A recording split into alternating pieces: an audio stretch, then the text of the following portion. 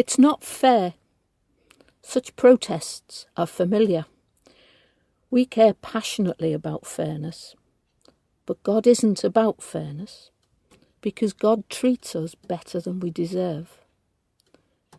God is deeply generous. How else are we to make sense of Jesus telling the story of the workers in the vineyard? In this story from Matthew chapter 20, Jesus illustrates the nature of the kingdom of God.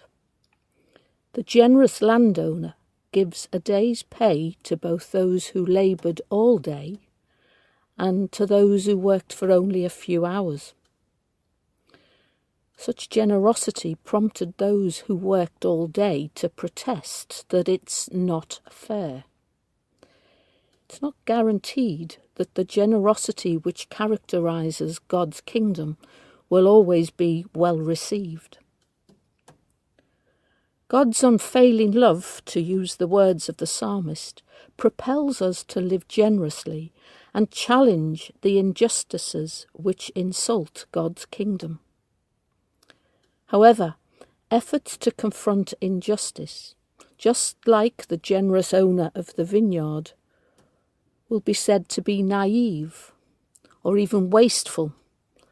There's echoes here of the woman who lavishes expensive perfume on Jesus.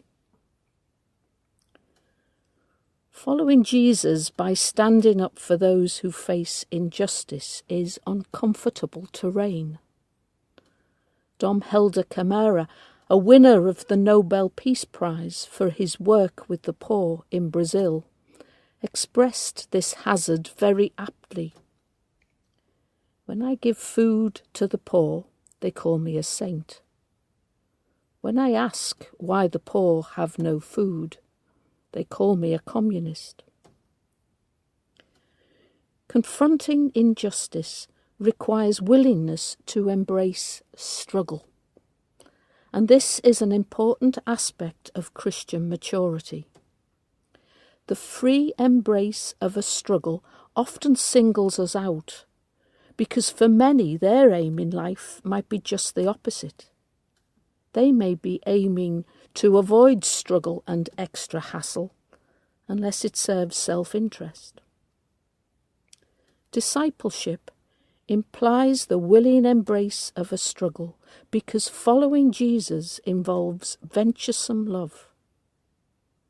And by the way, discipleship, because it is about venturesomeness, is not to be mistaken for doing jobs in church. It is far more adventurous terrain than this.